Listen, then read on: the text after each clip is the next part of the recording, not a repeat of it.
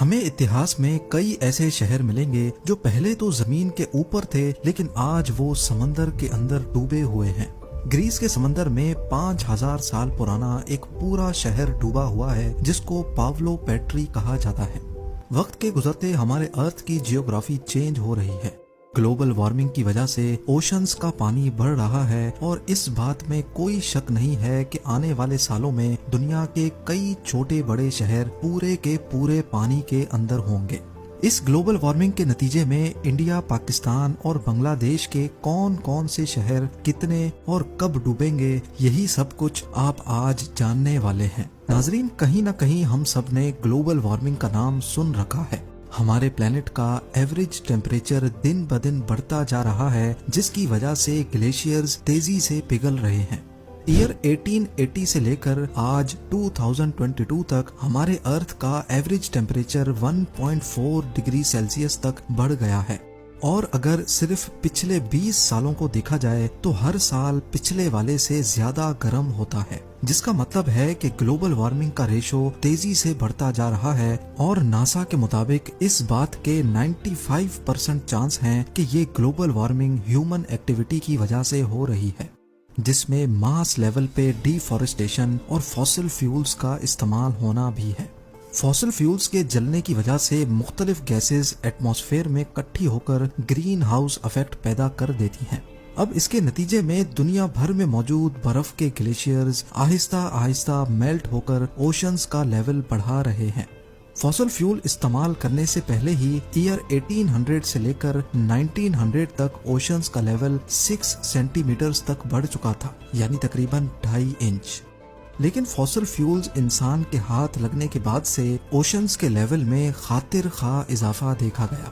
Year 1900 سے لے کر 2000 تک اوشن لیولز میں 19 سینٹی میٹرز کا اضافہ دیکھا گیا ہے، جو پچھلے 100 سالوں کے مقابلے میں قریب 3 ٹائمز زیادہ ہے۔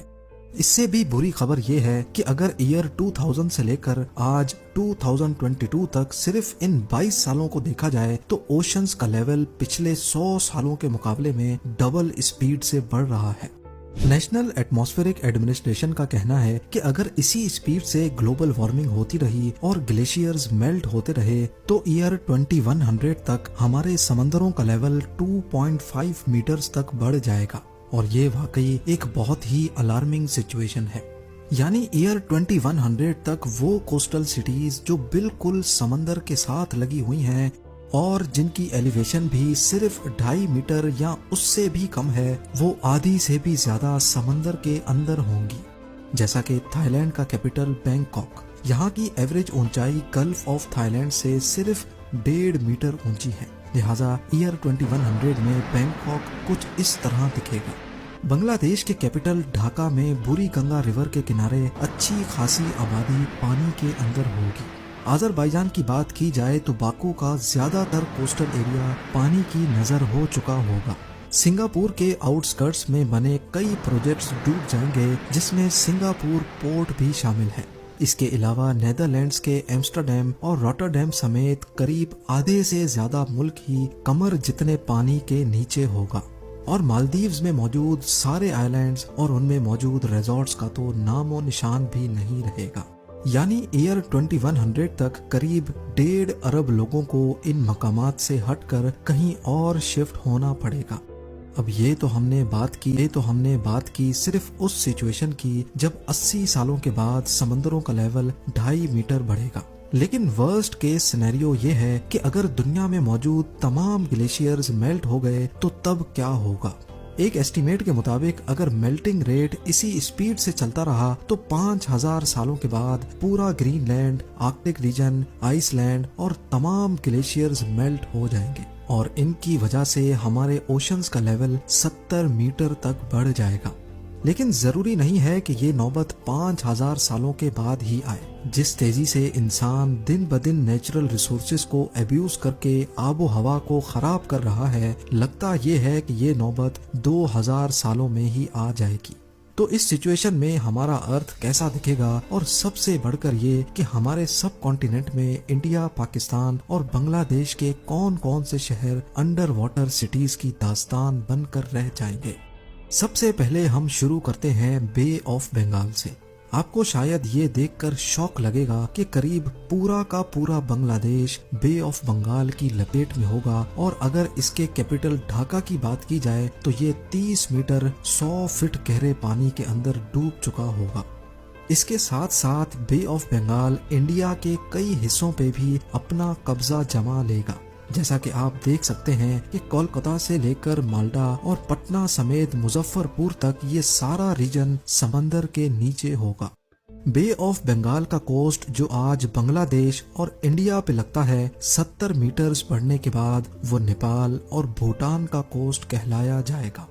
اسی طرح جہاں ابھی ایسٹ انڈین کوسٹ ہے وہ 50 کلومیٹر تک اندر کی طرف کھسک جائے گا، جس کی وجہ سے یہاں بھاری آبادی والے شہر بری طرح سے اثر انداز ہوں گے۔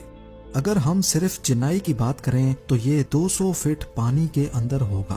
1959 میں کنسٹرکٹ کی گئی چنئی میں موجود LIC بلڈنگ، جو ایک وقت انڈیا کی سب سے اونچی بلڈنگ ہوا کرتی تھی، وہ پوری کی پوری بلڈنگ پانی کے اندر ہوگی۔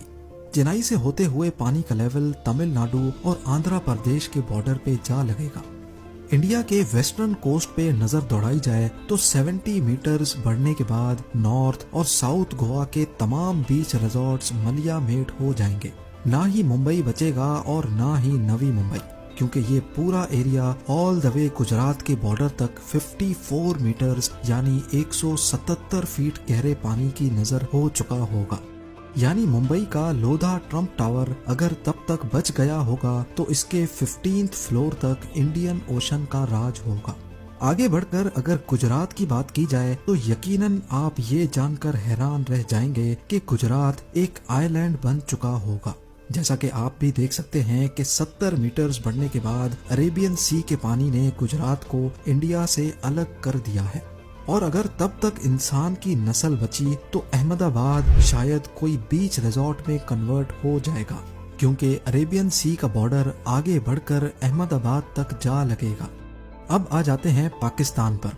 حیرت انگیز طور پہ پاکستان کی پوری سندھ پروونس ہی عربین سی کی لپیٹ میں آ چکی ہوگی۔ کراچی سے لے کر حیدرآباد، نواب شاہ، سکھر سے ہوتے ہوئے جیکوب آباد تک 400 کلومیٹرز میں آنے والی تمام میجر سٹیز کئی 100 فٹ پانی کے اندر گمنام شہروں کی شکل اختیار کر لیں گی۔ آبادی کے حساب سے دنیا کا 7واں بڑا شہر کراچی 190 فیٹ عربین سی کے باٹم پہ ہوگا۔ جو آج یہاں جانی مانی بلڈنگز اور اسکائی اسکریپرز ہیں، وہ سمندر کے اندر موجود اس وقت کی انڈر واٹر ڈسکوریز میں شاید دکھائی جائیں گی۔